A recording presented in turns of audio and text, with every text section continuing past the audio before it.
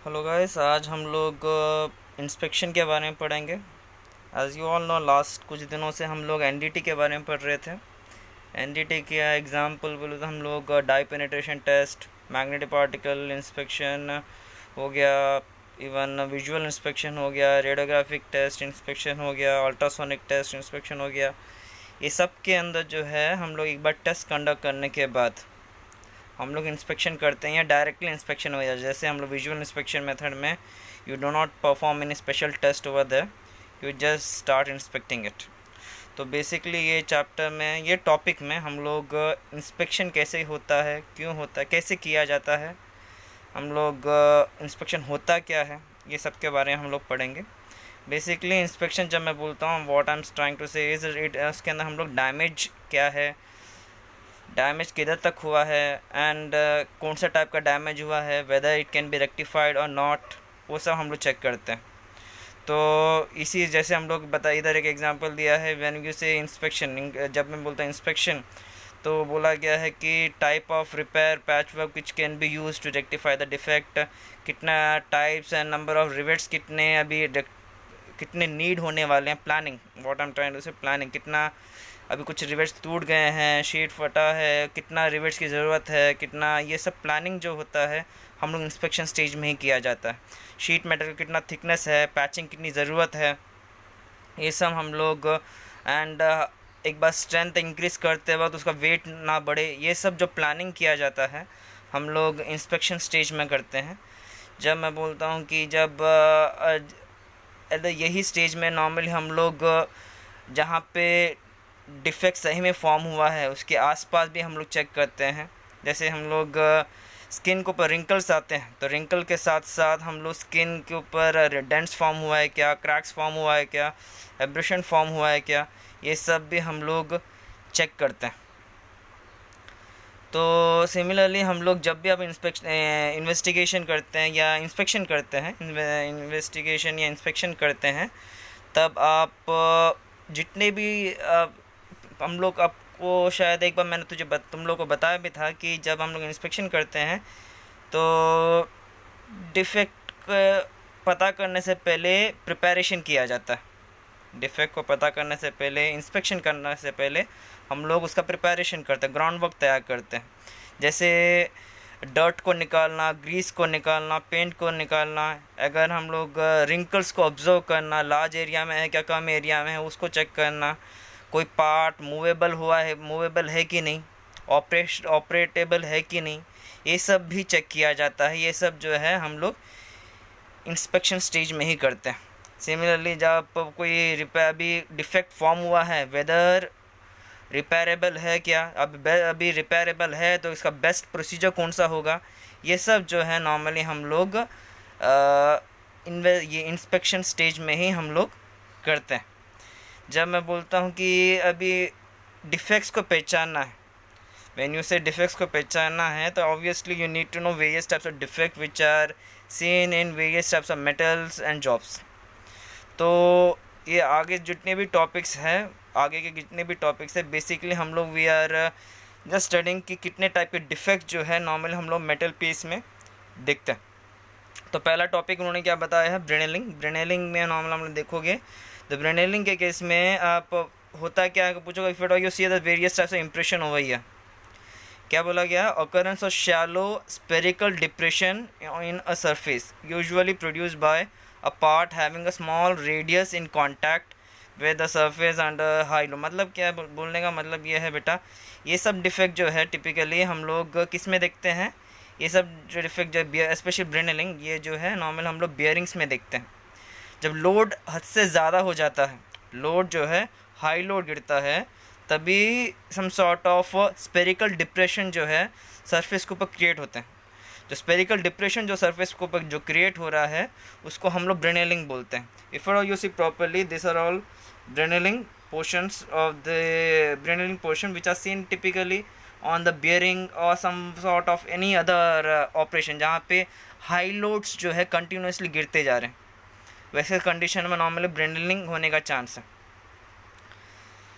Similarly हम लोग burnishing बोलते हैं। बर्निशिंग जो होता है बेटा, अभी just take an example of a belt. ऐसा just take an example of belt को कंटिन्यूसली कोई मटेरियल जो है एक दूसरे से एकदम फ्रिक्शन की वजह से एक दूसरे पर घिसता है, राइट। तो मटेरियल जब सॉफ्ट एंड होता है, पॉलिश होता है, तो मैं क्या बोला, polishing of one surface by sliding contact with a smooth और हार्डर सरफेस। अब मैं बोलने का मतलब यह है कि कभी जब एक सॉफ्ट एक मटेरियल लें, if it you take a hard material and soft material and if you rub those material together, तभी दे ऑब्वियसली उसके ऊपर जो है थोड़ा सा एब्रेशन क्रिएट होने का चांस है। जब एब्रेशन होता है तो harder material will try to erode the softer material. जब सॉफ्टर मटेरियल इरोड होता है, इरोड होने पर some sort of marking create होता है सरफेस के ऊपर। जो मार्किंग क्रिएट होता है उसको हम लोग बर्निशिंग बोलते हैं। याद रखना, one defect will always lead to some other defect, other defect will lead to some other defect. तो बेसिकली हम लोग जब मैं बोलता हूँ डिफेक्ट तो बर्निशिंग डिफेक्ट, तो बोलने का मतलब ये है कि it is coming from the abrasion. Abrasion is nothing but rubbing off two material against each other. And जब एब्रेशन होता है, एब्रेशन होगा, एंड ये एब्रेशन कब, कैसे कंडीशन में, जब सॉफ्टर और हार्डर मटेरियल एक दूसरे से घिसते हैं, स्लाइड होते हैं एक दूसरे के ऊपर, तो harder material will try to erode the softer material and softer material जब इरोड होता है तो some sort of marking create हो जाता है। जो मार्किंग जो क्रिएट होता है उसे क्या बोला जाता है, बर्निशिंग। तो सिमिलरली जब मैं बोलता हूँ कि burrs as a told you, I think ये सब टर्म जो मैं बहुत बार आपके क्लास में भी बहुत बार बोल चुका हूँ कि जब मैं बोलता हूँ बर मतलब क्या है, small thin section of metal extending beyond regular surface. मतलब क्या, whenever you take a pipe, whenever you take some other job, कोई भी एक जॉब लो, और if you try to cut, जब कट एक ठीक से अब कट नहीं होता है, सम सॉर्ट ऑफ प्रोट्रूशन आपको हमेशा देखने को मिलेगा। जब ठीक से कट नहीं होता एक जॉब, ऑब्वियसली हमेशा एक सम सॉर्ट ऑफ प्रोट्रूशन आपको मिलेगा। एंड आपने नोटिस किया होगा जब कट करने के बाद एंड को जब टच करते हो, सम सॉर्ट ऑफ पोकीनेस आपको फील होता है। तो पोकीनेस जो फील हो रहा है उसको बर्स बोला जाता है। तो प्रोट्रूशन अगर आप माइक्रोस्कोप के नीचे अब देखोगे, this is how it would be looking like. तो जिसको ऐसे टाइप के pointed edges which are created on the surface, या कट एज के जो पॉइंटेड एज जो क्रिएट होते हैं उसको हम लोग बर्स बोला जाता है, जिसको बोला जाता है बर्स। सिमिलरली हम लोग एक कोरोजन बोलते हैं, एक अनदर टाइप ऑफ डिफेक्ट है। जब आप डिफेक्ट्स को देखते हो, जब आप पर्टिकुलर जॉब को ऊपर आप चेक करते हो, इंस्पेक्शन करते हो, तो एक और टाइप का डिफेक्ट भी आपको देखने को मिलेगा। जब इंस्पेक्शन करो ये और एक टाइप का डिफेक्ट भी देखने को मिलेगा, दैट इज़ कोरोजन। कोरोजन क्या होता है बेटा, it is nothing but oxidation. जब ऑक्सीजन, वाटर या कोई केमिकल जो है, इलेक्ट्रोकेमिकल कोई मेटल कांटेक्ट में आने पर ऑक्साइड फॉर्म होता है। एंड जब ऑक्साइड फॉर्म होगा, इलेक्ट्रोलिसिस होगा, इलेक्ट्रोलिसिस की वजह से ऑक्साइड फॉर्म होगा, ऑक्साइड की वजह से जो मटेरियल जो है इरोड होना शुरू होता है, सॉफ्टन होना शुरू होता है। द ऑक्साइड जो मटेरियल, जो part of the metal oxide में कन्वर्ट हुआ है, वो मटेरियल जो होता है हार्ड नहीं रहता। वो easily, most of the metal के केस में, सब मेटल के केस में नहीं, most of the metal case में ईजिली इरोड होता है। Just take example of an iron rust. Iron rust जो है एक ऑक्साइड है जो आयरन के ऊपर देखा जाता है। एंड दिस एक चेन का एग्जांपल है, देखिए आप देख सकते हैं। जब आप एकदम कोरोसिव एनवायरनमेंट में अगर आप बहुत ज़्यादा समय के लिए चेन को या कोई भी मेटल हो, कोरोसिव मेटल को आप उधर एक्सपोज करोगे वैसे एनवायरनमेंट में, तो ऑब्वियसली उसमें कोरोजन होगा। कोरोजन को आप समय रहते आप नहीं निकालोगे, ईज़िली रिमूव किया जा सकता है, लेकिन अगर आपने समय रहते आपने रिमूव नहीं किया तो 100% आप बोल सकते हो कि ये जो है डे बाय डे इसका थिकनेस डिक्रीज़ होगा एंड पर्टिकुलर टाइम आएगा ये क्रैक डेवलप करेगा। तो कोरोजन को आपको समय रहते रिमूव करोगे तो अच्छी बात है। अगर समय रहते आपने रिमूव नहीं किया तो obviously it will lead to some other defect. तो नेक्स्ट और एक टाइप का आता डिफेक्ट आता है बेटा crack. As I told you पहला कि क्रैक्स जो होता है नॉर्मल हम लोग रस्ट की वजह से डेवलप हो सकता है या कोई और रीज़न की वजह, बर्स्ट की वजह से भी हो सकता है। तो ये क्रैक के बारे में हम लोग इस बार ये टॉपिक में पढ़ रहे हैं बेटा। क्रैक में क्या होता है बेटा, जब आप याद रखना बेटा, क्रैक के अंदर कोई मटेरियल जो है रिमूव नहीं होता, मटेरियल जो होता है रिमूव नहीं होता है। एंड इस केस में आप मैनुअली कोई मशीन की वजह से हो सकता है, मशीन की वजह से हो सकता है, या नेचुरल फिनोमेना भी हो सकता है क्रैक का कारण। तो बोला गया है कि physical separation of two adjacent portion of metal evidenced by fine or thin line across the surface caused by excessive stress at that point। मतलब क्या है, सर्टेन जगह में एक्सेसिव स्ट्रेस क्रिएट हुआ, सर्टेन जगह में एक्सेसिव स्ट्रेस क्रिएट हुआ, and जिसकी वजह से एक मेटल पोर्शन जो है, एक मेटल पोर्शन जो है एक सर्टेन जगह में सेपरेट हो रहे हैं। तो इन दैट के वैसे जगह, वैसे टाइप का जो फिनोमेना होता है उसको हम लोग क्रैक बोलते हैं। एंड आप क्रैक बहुत सारे टाइप के होते हैं बेटा, जो हीट ट्रीटमेंट क्रैक हो गया, हो सकता है फटीग क्रैक हो गया, इवन शॉक लोड की वजह से अलग से क्रैक्स आते हैं, इवन कंटिन्यूस लोड देने की वजह अलग से क्रैक आता है। अगर लोकलाइज हीट ट्रीटमेंट हुआ उसकी वजह से अलग से हीट ट्रीटमेंट क्रैक हो गया। अगर आपने प्लेटिंग, इलेक्ट्रोप्लेटिंग ठीक से नहीं किया उसकी वजह से क्रैक हो सकता है। वेल्डिंग आपने ठीक से नहीं किया उसकी वजह से भी क्रैक हो सकता है। दुनिया भर के टाइप के क्रैक्स हैं। तो ये जो इमेज क्रिएट किया गया है ये हाइड्रोजन वेल्डिंग की वजह से क्रैक डेवलप हुआ है। दिस इज़ अ मेटल, ये मेटल है, ये हाइड्रोजन वेल्डिंग की वजह से ये क्रैक डेवलप हुआ है। तो नेक्स्ट आता है बेटा आपका कट।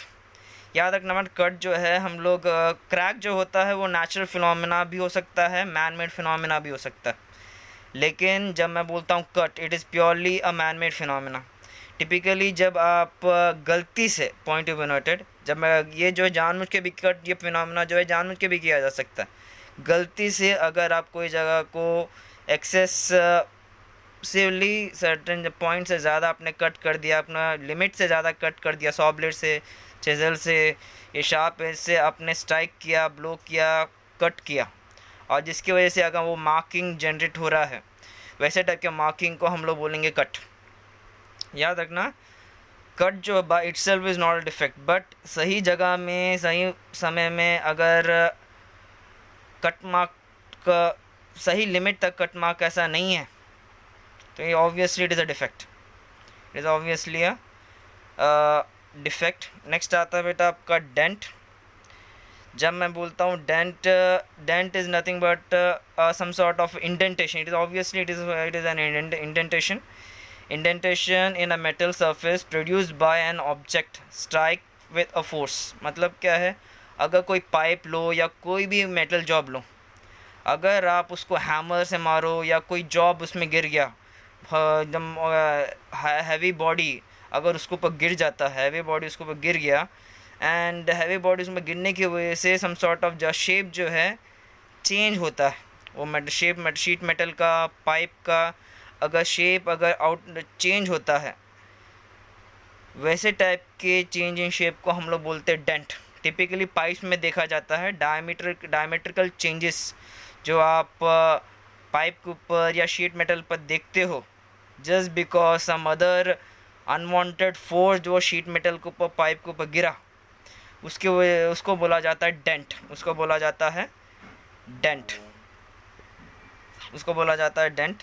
एंड नेक्स्ट आता है बेटा जब आप और एक टॉपिक आता है आपका इरोजन। इरोजन के केस में बेटा जैसा told you earlier, abrasion, erosion is nothing but abrasion itself.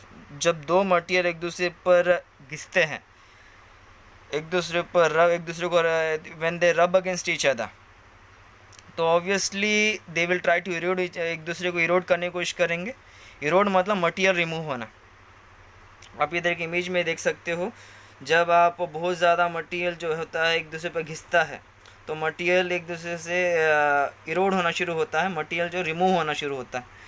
Fine grain के फॉर्म में, ये फॉर्म में मेटल जो है इरोड होना शुरू होता है।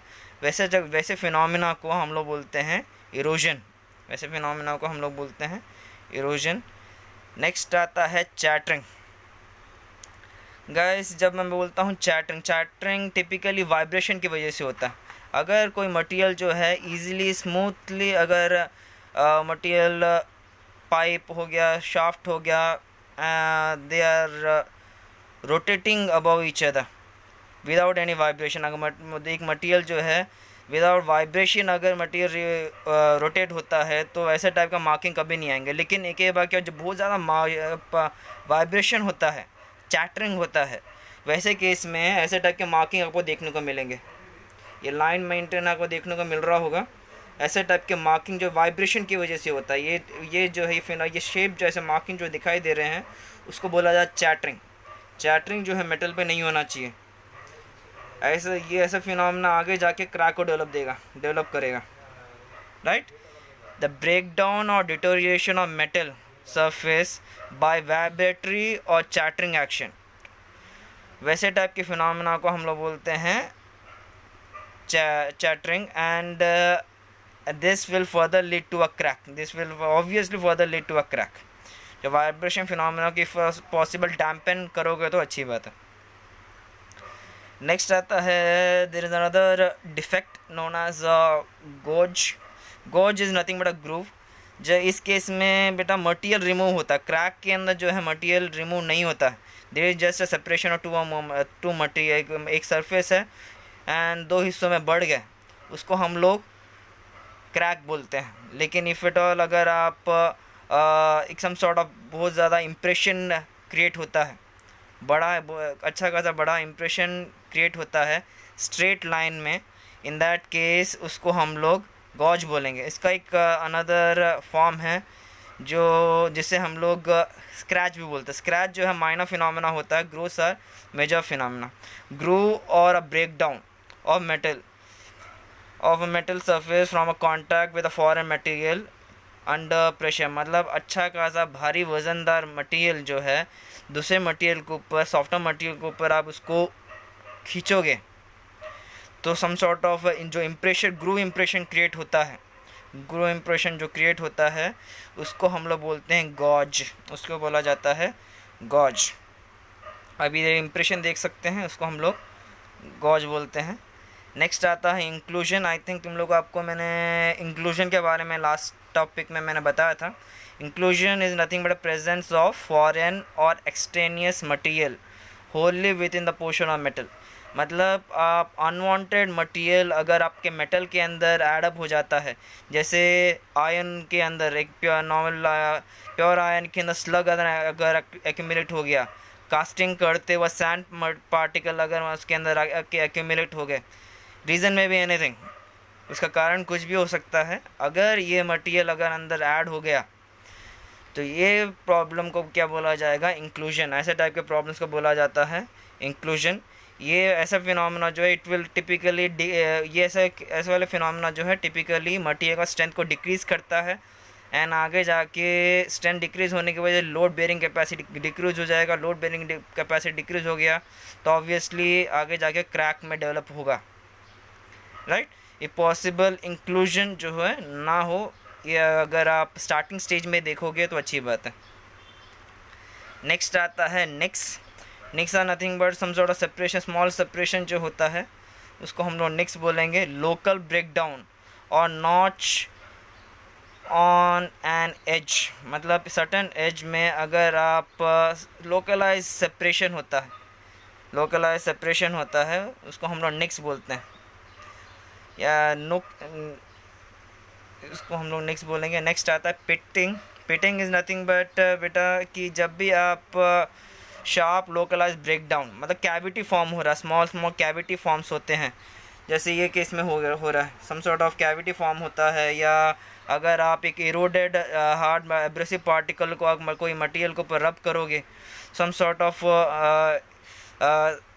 पिट्स form of some sort of एक होल जैसे क्रिएट होगा, लेकिन जिसका डेप्थ ज़्यादा नहीं होगा, वैसे टाइप के फिनोमेना को हम लोग पिटिंग बोलते हैं। पिटिंग के कारण बहुत सारे होते हैं, एब्रेसिव पार्टिकल हो सकते हैं, कोरोजन हो सकता है, इन सम केसेस इंक्लूजन भी हो सकता है। तो अलग अलग कारण होते हैं पिटिंग के। पिटिंग जो है शार्प लोकलाइज ब्रेकडाउन को बोला जाता है। इस केस में मटेरियल का रिमूवल होता है।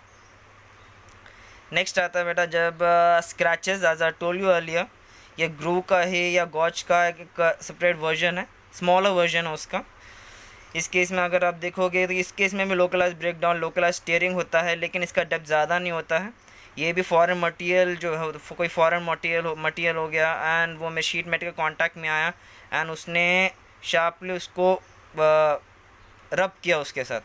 Just take an example of a divider. If you take a divider and divider को एक मेटल के ऊपर आप जब रब करने स्क्रिबल करने की कोशिश करोगे, सम सॉर्ट ऑफ इम्प्रेशन जो क्रिएट होते हैं उसको हम लोग स्क्रैचेस बोलते हैं.